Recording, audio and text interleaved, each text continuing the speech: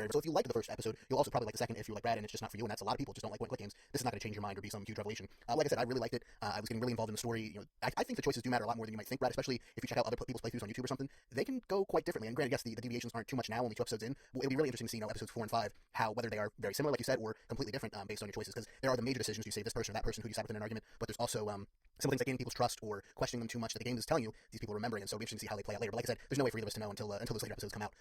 I did like that this episode in particular, for me, as a person who's read the comic and seen the show, made you think it was going in one direction. It made you think certain things were going to happen based on your knowledge of the show, and specifically I'll say the Herschel's Farm storyline, and I'll keep it to that. And it went a very different direction towards the end, which I like. Now, granted, it's a direction the comic book has touched on, although in a different way, but it's also one of my favorite comic book storylines from The Walking Dead, so that didn't bother me at all. I also really liked the ending. I don't know if it was as strong as episode 1 ending, but again, it's still a good one. I also liked, Brad, what was your opinion on the whole 3-month time gap between episodes 1 and 2? Did you like that, not like that? I had no opinion.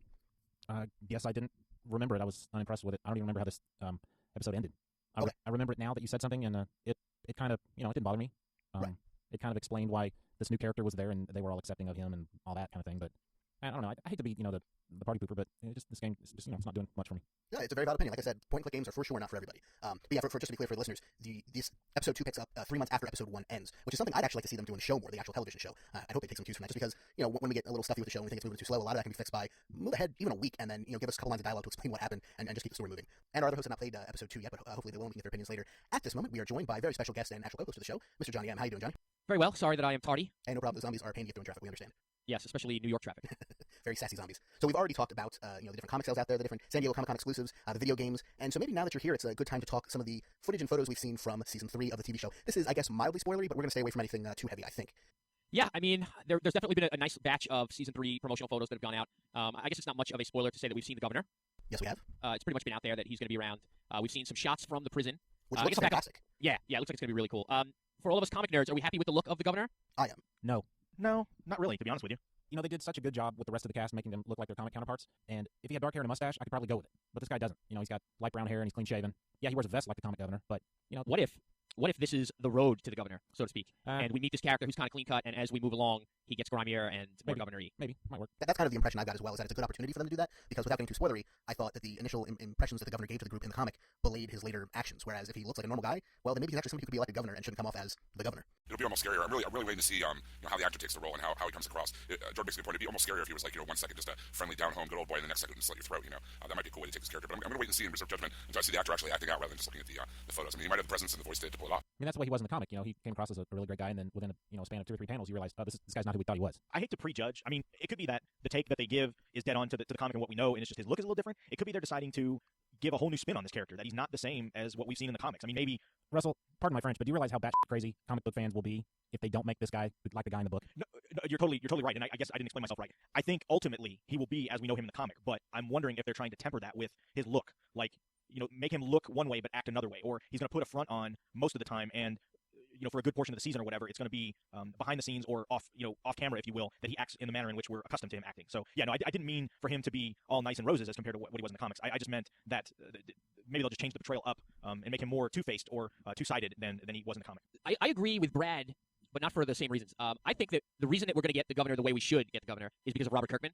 I think he's our saving grace as comic book fans, that he's very closely keeping an eye on and working on this television show, so that's going to help us out a lot. Because the part I disagree with is I don't think they give a rat's behind what the comic readers think, because we are 100,000 against a television show with a 10 million viewership. So I don't think the reasons are that they don't want to make the comic fans mad. I think the reason that we'll get what we like is because we have Kirkman on board. I see what you're saying, John. I understand, but I don't think you're giving the producers enough credit when it comes to whether they're concerned about the comic book fans or not. From day one, they have gone out of their way to make sure the comic book fans are going to be happy with this series. I mean, if it wasn't for the comic book fans, the series wouldn't have been made, because the comic book just would have been another independent comic book failure, like most independent comics are. The comic book fans, loved this comic. The sales increased month to month. They're going to do everything they can, like you said, to please non-comic book fans, but also to keep the comic book fans happy. I think if they went, as comic book fans, we've just been building it up. Got to see the governor. Got to see the governor. Got to see Michonne. You got to see the governor. Why are comic book fans talking about governor so much? Well, obviously it's because he's an awesome character. And if they put him on the show different than he is in the comic, they're going to hear about it from the fans. So I think they are concerned about what the fans of the original books will think. But I also think you're right in saying that Kirkman has the fans' backs. I think Kirkman knows that the reason he's in the position he's in is because everybody loves his book. So I don't think he's going to forget that. That said, Kirkman's also made it very clear that he's very interested in subverting expectations from the fans, changing it up, trying new things, and not doing it, I don't want to say wrong, but doing it totally different, but changing up little things and changing up, going off that path, like they say, but coming back to the main street eventually. So I think you can do both. You can go differently, but also come back to the same ultimate conclusion. And beyond that, Brad, I agree with you completely. They don't want to make the fans angry, but also the producers are fans of the comic themselves. That's why they're making the show. I think they want to do right by themselves as comic book fans as well. So I don't think we have too much to worry about them all of a sudden turning the governor into Barney the singing dinosaur over here. I think we don't have that much to be worried about when it comes to this, because it's going to be pretty hard to get the governor completely wrong. Right. I agree, and I'm not worried that they're going to change the governor. I just think, John's reasoning was a bit off. No, I got you. I'm not saying you're worried. I'm just saying in general for listeners. See, John's, and you're a fool. No, John's usually not off, which is why I was shocked that he said what he said. Well, you're just delusional. And we were much more important day one when they didn't know how many viewers the show was going to have, and we became a lot less important now that it's the highest-rated cable show of all time. Cablevision is actually the name of the cable provider in my area. So no, I know it's a real thing. John, there's probably a lot more truth to that statement that you just made than comic book fans would like to think, and that probably Kirkman would ever agree to. I agree with John. It's numbers. I mean, Russ will probably know this. What is the average issue of Walking Dead sell, Russ? 100K? No, it's creeping up on 45,000. Okay, and 45,000, 50. Just measure that against the millions and millions that are watching the show. I mean, the comic fans are the grassroots that got it started off the ground, but now that's such a big phenomenon. I pretty much think we're just a drop in the bucket. But having said that, I think with Kirkman and Mazzara on board, we're not going to see a watered down anything. I think we're going to get just what we want. I just don't think that it's so much catering to us comic fans as it is just trying to get what works out of the story and translate that to TV. Exactly, it's a great storyline. Why would they go out of their way to make it bad? Yeah, no, and I never meant to say that they were going to change him. I was just commenting on the reasons why they wouldn't. No, you're right. John, I believe this past week we got our first clip of Michonne from season 3. I haven't gotten a chance to see it yet because it's being taken down everywhere it's put up, but I know you've seen it. So clue us in. What did the fans who watched Talking Dead the other night get a chance to see?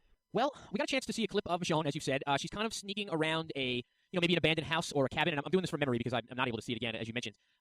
And some zombies kind of sneak up on her, and she attacks them with her sword, which is awesome.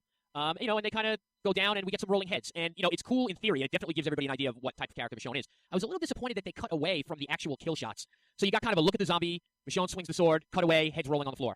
I'm hoping that they didn't finish the special effects, and they decided to cut the clip that way, rather than have, unfinished effects, or maybe they couldn't even show the actual head being severed.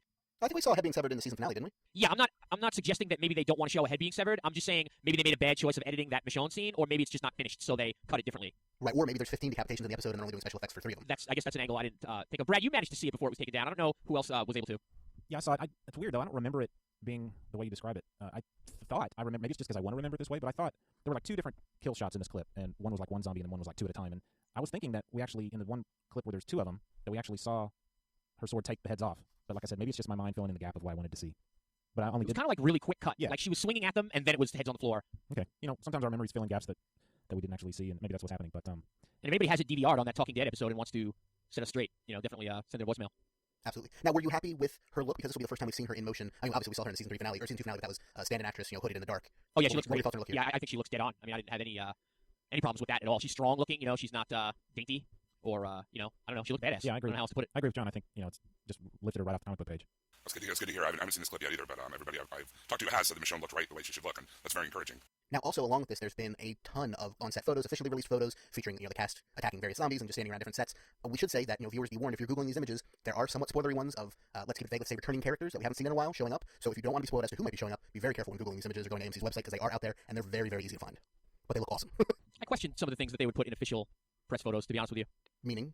Meaning they're spoiling too much? Oh, gotcha. Yeah, that's kind of where I was going to go next. Is do we think that they're showing us too much? I mean, I guess it's a double-edged sword, right? If you don't show enough, and then they don't maintain the interest level, it's a show that, as we've said 100 times, follows the trend of the comics, where it's increased readership over time, or viewership in this case, over time, instead of the normal trends, which are a slow attrition. So I wonder if this is the way to make sure. And there's a large break between seasons. We go, last season was 13 episodes, and there's a break of 9.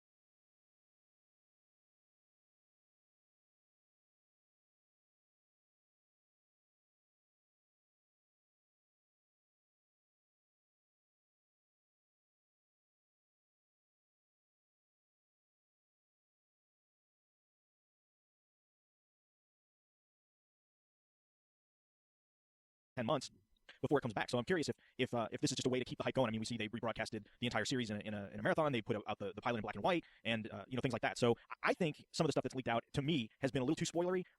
And I think I would like to have seen it trickle out more, maybe with Comic-Con coming. That's kind of another big one. They know this stuff is going to be at Comic-Con. They know it's going to get out, so maybe this is their way to kind of get in front of it and to present it to the general public in their way, so it doesn't get out of hand at Comic-Con. Hard to say, but I think overall, my opinion is that they're maybe letting too much out of the bag too soon. And this is stuff. Some of the stuff is what I would expect to see, month or 6 weeks from premiere, not several months from premiere. Right. I mean, it should be noted that the specific returning character we're talking about, the official images of him were only released after, some people with telephoto lenses had leaked photos that they took from across the street or whatever of that character already. So could this just be, I think you mentioned it already, Russ, show them the spoiler, if you will, in its best light, so it's not just a, bad picture that's not lit correctly and doesn't have all makeup on, but if that's already going to be out there, make sure that people know, hey, no, this still looks good. It's not just some crappy reintroduction of the character or something like that. How many times have we been in a situation where, we're hanging out with some friends and there's some candid moments and somebody snaps a picture and goes, I'm putting this on Facebook, and you're like, hang on, before you post that, let me look at it first. Oh, exactly. No, that's a bad shot. Let's reenact this, and I'll make sure I don't look like a dork in this next one. You do not do that. I have totally done that. And if you haven't done that, John, I'm calling you a big fat liar. Oh, you'll never find a photo of me on Facebook. I don't come out on film. Also, Vampire. You know what? Screw it. Let's just tell everybody. Well, Buster's coming back. We've already talked about Buster it. in 3D. It's the Busterist. I think it's kind of a double-edged sword, though. I mean, on one hand, you don't want to spoil too much. You don't want to give too much away before the people watch it. But on the other hand, this is one of the most popular shows on television.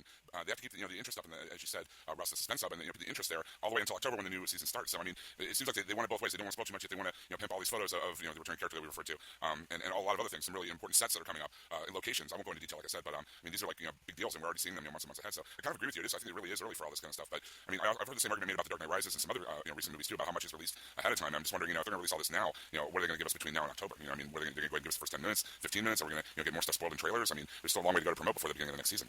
I guess my hope would be, and this is of course a very optimistic, doe-eyed hope, but that they're showing us this stuff now because they don't even consider it the big reveals of the beginning of the season, that they've got much bigger stuff hidden away, and they're just kind of distracting us with this. Because I mean, there have been marketing campaigns that have done that before. They distract you with something bright and shiny that you're excited to see, and then they backhand you with something you were never expecting that's even bigger.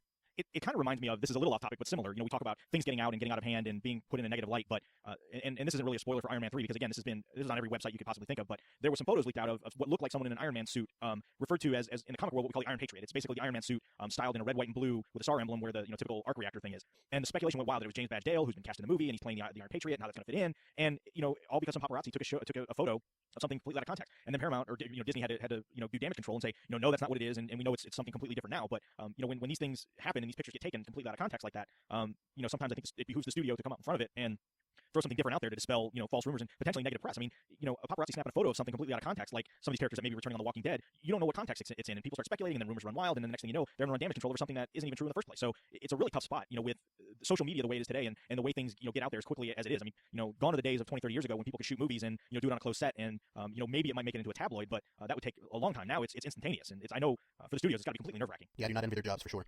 The trend in movies over the last several years is to show more and more of the good stuff in the trailers, and there's been a handful of movies that I've gone to that I thought, I pretty much kind of already know what's going to happen in this movie, and sure enough, I did. I wasn't really surprised about everything, and then, the joke is, they show all the best parts in the trailer, and more often than we want, that actually happens. So I don't know if it's a cultural thing that Hollywood has started doing that, or if it's a marketing thing. I haven't figured it out, but all I know is that I don't like it.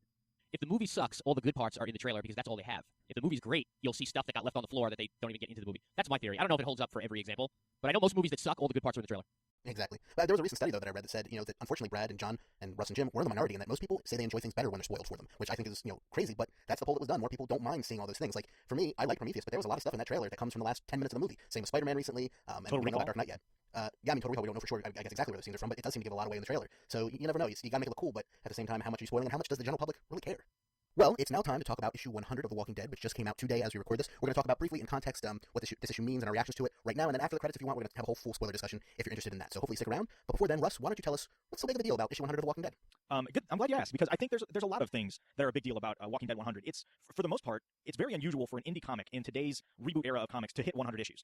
We've seen some, 100 Bullets has done it, Fables has done it, there's been Constantine on the Vertigo side has done it, but outside of mainstream Marvel and DC, and even mainstream Marvel and DC, it's very rare these days that an issue, a series get to 100 before getting rebooted several times. So the fact that an Image comic by an independent creative team has made it through and gone to 100 issues, I think is very important and something to be celebrated in the marketplace today, especially in general a downwardly trending comic book market. So congrats to Robert Kirkman and Charlie Adlard and Tony Moore as well, but mostly Robert Kirkman and Charlie Adlard on so many issues of quality work that we all love and enjoy. That they've been able to keep it going and keep it coming out.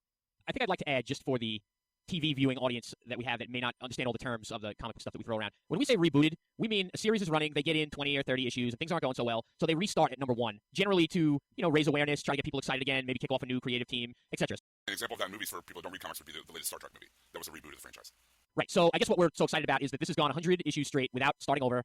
It was late for a few years back in the day. I guess Robert Kirkman was pretty famous at one point for putting out late issues of The Walking Dead, but that's certainly been straightened out. What was his motto? Was it on time in 2009 or? Yeah. And lately, it's been pretty well on time. Yeah, absolutely. So those are just some of the little things that we take for granted that everybody in our audience might understand. That's a good point. The other thing that is worthy of note, specifically for issue 100, is the fact that for July, it will more than likely be the highest-selling comic book for the month, which, again, for those that are outside of the comic book, scene, or even if you're into it, don't really pay attention to numbers, typically, in the last several years, the highest-selling comic book for big, overhyped events may hit 200,000, may hit 250,000. It's extremely rare that this happens. Most comics nowadays, for regular ongoing titles, are under 80 to 90,000. That's where they hit. Walking Dead typically, I think, is approaching 50,000 issues sold per month. A lot of people with Walking Dead read it in the trade paperback, so they wait and get 6 issues at a time. I think Volume 1 now is approaching, between direct market, which is comic book shops, and like your Barnes & Nobles and Amazons and things like that, is approaching, I think, 1 million copies sold, or it will be very soon. This month, and a lot of this has to do with multiple covers and such, it looks like Walking Dead is going to sell 350,000 copies of issue number 100, which, again, I can't remember the last time a non-Marvel or DC mainstream comic book has been number 1 on the charts. I mean, it's pretty much been, for as long as I can remember, a Marvel book or a DC book has been number 1 on the charts. I think the closest might have been when Dark Horse started Buffy the Vampire Slayer Season 8, which was a continuation of the Buffy TV show. It came very close to that number 1 slot. But nothing, Image or any of these what we call smaller publishers, has approached number 1. So they do have a lot of covers like we talked about earlier. There's a lot of big names in the comic book industry that lended their talents to covers for this issue. They did a chromium foil printed cover, which is very much a throwback to the 90s and past gimmicks, but still pretty cool nonetheless. So people, I'm just as guilty as anybody else. I think of the 9 main covers that they put out, I think I've picked up about 7 of them. I think there's only a couple I didn't pick up, but some of them are really, really well done by some big names: Todd McFarlane, Mark Silvestri, Sean Phillips. And Charlie Adler himself has done a couple. Frank Whiteley, names like big names in the comic book industry. So again, a big deal. And I'm really curious to see moving forward with 100 if they're able to keep the trend going that they had before 100 in a positive direction. So again, kudos to Kirkman, kudos to Adler, kudos to Image for what will be a banner month for Image Comics and The Walking Dead. Just to put it in perspective, I mean, I know you mentioned a bunch of times outselling Marvel or DC. This is like more than triple any Batman or Superman or Justice League or Avengers book that's going to be out this month. This is one of those bagged cereals on the bottom shelf, outselling every single General Mills and Kellogg cereal on the shelf. Except this is much better than bag cereal and much bloodier, generally. Now, so I guess that's my preachy soapbox love fest to Walking Dead 100. Overall, I think I will get very spoiler, but just in a general sense, what did I think of it as a single issue of a comic or as a big anniversary, heavily hyped issue? I think I would give it probably a B- or a C+ overall. And like I said, if you care to be spoiled, we will go into why I say that a little later on. So I think it's not surprising to say that in this issue 100, something terrible happens to a major character. And again, that'll be after the credits. We'll talk about that. But unsurprisingly, A, because it's Walking Dead, and B, because it's an anniversary issue, something really awful happens to somebody we like. And your definition of awful. I wouldn't want it to happen to No, me. of course not. But it's a vague enough word that it could be any number of things. I mean, it's awful that that I got laid off from a job once, but it's also awful that my grandparents both died within a week of each other. So your mileage may vary depending on your definition of the word awful. Absolutely.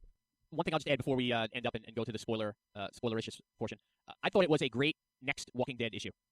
You know what I mean? Like nothing, exactly. Right? Nothing outrageous and worthy of a super special issue. And you know what? It was priced regularly, so that's fantastic. So they didn't stick an extra buck or two onto the issue and give you what you normally get. We just got what we normally got. And that makes very little sense. No, it makes perfect sense, and it's a good way. It's another way of saying what I would have said, which is I got what I expected from this issue. Yeah, I didn't think it was the most amazing issue ever. I certainly lost my appetite and thought it was a good issue, but I wouldn't put this at the top 10 issues of The Walking Dead probably, but certainly in the better half of them. Yeah, John made a good point. It seemed like a really good next issue. It really was seemed like more setup than anything. I mean, we had some major things happen obviously, but a lot of setup setting up for the next arc of the storyline. And I will just add that we do receive press releases from Image Comics, and the last email that I got from their press agent or person in charge of marketing said that they will not be issuing review copies in advance for 100 through 103.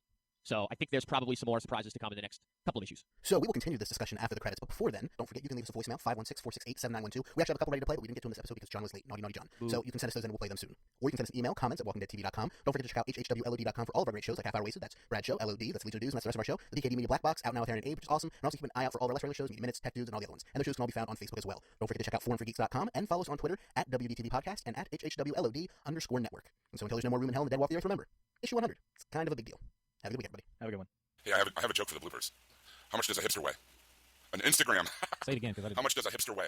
No, hipster. How much does I a heard hipster hamster. weigh? I was very confused. On Instagram. An Instagram? I like it. I want to start an Instagram. Instagram.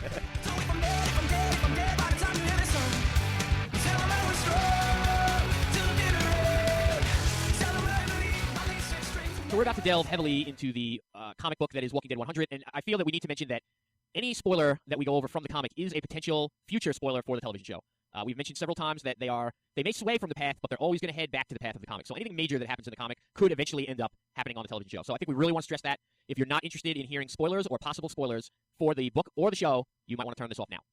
So does anybody want to give context for the last couple issues set this up? Because I haven't read since the end of last trade before this issue, so I could use some refresher on the context. But just for our listeners in general, A new group, sure. Real quickly, a new group of baddies has sort of infiltrated the happy little living space that our heroes have begun to get comfortable in. and they kind of operate like the mob, right? They trade protection for food. Right, exactly. So some bad stuff happens that draws our people. Rick and Abraham was just killed recently. Abraham was a pretty cool character. Had an awesome mustache. Yeah, that I liked and hope to see go on. He was killed recently, and so that kind of drew Rick and the others out into the open to to remedy the situation and to, I forget what else is going on. Did they have somebody captive or something? I was the wrong person to ask. The other thing going on, too, is they realized that in this community that they formed, there are other communities out there that have started a network of bartering. So, Rick and his group are trying to find a way to create and build more ammunition, which they can trade with other groups for food. And then there's this crazy group run by this guy, Negan, who basically says, I will, quote, protect you if you give me half your stuff, and you have to give me half of everything you have. And if that doesn't leave you with enough stuff, then you need to find a way to get more stuff from somebody else so I can take half of it. So if you've seen A Bug's Life, you get the general idea. Yeah. So Rick, this is where recently Rick has really steeled himself and the group, because they basically said, we really don't have that much to trade, but this Negan group will basically be the heavies, and we'll put them down if you give us basically enough food and supplies to survive. So Rick's group is kind of come in and kind of going to be the bully squasher at this point. And this Negan guy, who we've only heard about but haven't seen for the past several issues, finally makes his appearance in 100, and they are ready to trounce all over Rick and the group, because Rick has been pretty relentless in killing members of Negan's group and not thinking twice about doing so. Yeah, Negan says as much in this issue, and that's why they're brought to be punished in the most brutal way possible by Lucille. Yes, the mysterious Lucille. We all took guesses. For anybody that doesn't know, there was some promotional art for the comic, and it said Lucille in kind of a nice script handwriting. And I believe it said he's coming in issue 100. And we were kind of making guesses. We guessed that it was the evil Granny's zombie that was on one of the covers of issue 100. I guessed a car, which was wrong as well. I don't think anybody guessed a baseball bat with barbed wire wrapped around it. No. So Lucille is Negan's weapon of choice. And like you said, John, apparently the barbed wire was just for decoration, because you're not gonna do any more damage with a barbed wire than you will with just a plain bat. Especially when you wield it the way Negan does. Yeah. So I guess we're ready to tell everybody who took the blasting with Lucille. Well, first I want to mention that it took like 4 pages. They're like, well, maybe I should kill you, or maybe I should kill you, or maybe I should kill you. And he finally gets down to like eeny, meeny, miny, mo. I'm just like, okay, we got it. Somebody's going to die. Let's, it just seemed like it took a long time to get to something that we knew was kind of an inevitability. I got to say, this is going to sound weird, but I kind of like this Negan guy. He's obviously mentally unbalanced, and I don't know. There's just something about him that humors me. He loves the F-bomb. Well, yeah, he swears a lot. He really does. He swears a lot, and he uses it in combination with itself in very inventive ways, which is really kind of funny when you read it. But I don't know. This character is entertaining to me. He's, in a way, I guess, a more clean-cut looking version of the governor. It's funny, when they finally revealed him, it almost to me looked like, okay, maybe this is who they intend David Morrissey to play as the governor in the TV show, because he kind of had that look, tall guy, clean-cut looking, the way the hair was done. So I kind of saw a connection more to physically, at least. I mean, obviously, until we see the show, we don't know how the character's going to act. But that's something to me that just jumped out just based on promo stuff. But he just seems like more of a I hate to say the governor wasn't mentally unbalanced, because obviously he was. I think the governor was twisted. I think this guy's just like plain, crazy. You know what it reminded me of, especially with the baseball bat and everything, was that scene in The Untouchables with Robert De Niro as Al Capone? He's talking about playing baseball. Yeah, enthusiasm. Exactly. It's like, here's this person, ostensibly just a gangster, protection racket businessman, but no, I'm also crazy psychotic. Go beat you to death with a baseball bat that I've named Lucille. Especially that scene where he's like, oh, but Lucille's thirsty. That just kind of really creeped me out there. So who wants to say it? I'll do it. Glenn.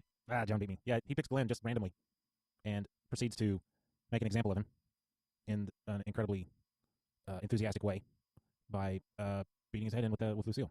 Yeah, at a certain point, it almost felt like he was just going to beat him, but still leave him alive and just incredibly disfigured. That's what I thought. But didn't end there, that's for sure. That's what I thought. It's not the way it looked at the end of the issue. You know what I was reminded of was, in a very tenuous way at best, but still, I was reminded of the scene where the Hulk in the Avengers movie picks Loki up and bangs him a couple of times, then looks at him, and then bangs him against the ground some more till he's done with him. That's what this. That's what this reminded me of.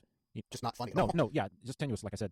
He hits Glenn once, hard enough to dent his head like a newborn baby, to where one eye is actually bulging out a little bit, and stops and investigates his handiwork, and then he goes back to finishing the job. And that to me was just like insane. The guy is nuts. In front of his wife, adopted daughter, I should say his pregnant wife, adopted daughter, and all of his friends, his best friends. Like, all of them have to witness the whole thing. Yeah, and what, like Jim said, he resorted to playing eeny, meeny, miny, mo. And then, I don't even remember if that resulted in Glenn being the one that was picked or not, but...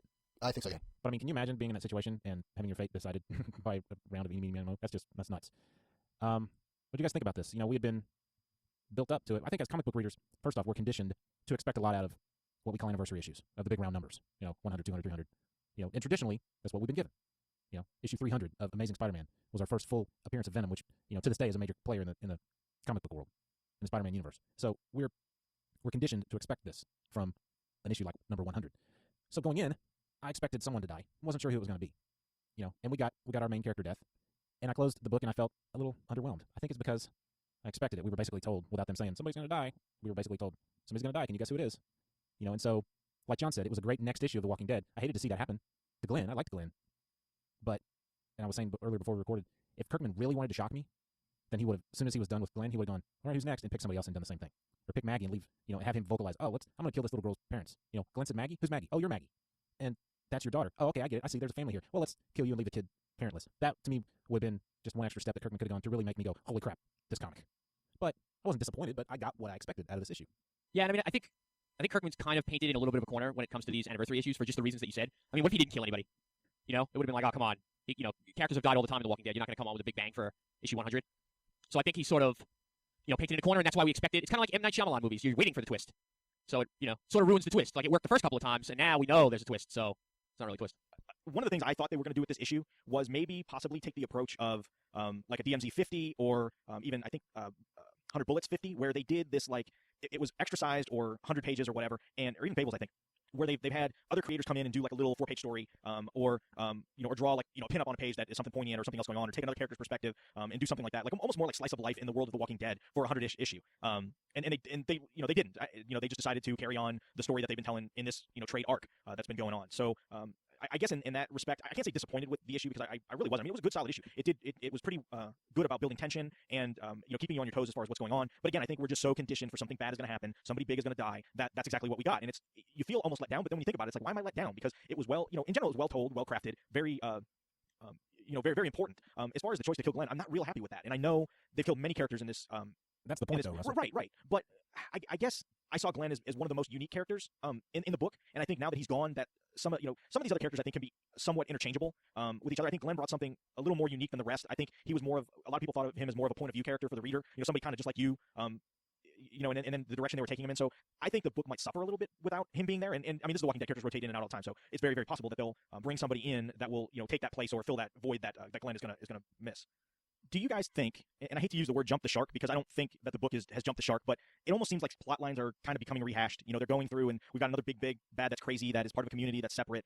It's been wave after wave of attack. Do you think after 100 issues and this upcoming plot line that maybe something needs to happen to freshen the book up and give it a different take? I mean, do you think maybe now's the time to maybe do a 5 or 10 year jump ahead and maybe let Carl take the spotlight? Or, do you think that, no, it's telling a good story and Kirkman will continue to think of things to carry it through? I'm just curious, like, okay, we're 100 issues in. Where do we go with the next 100?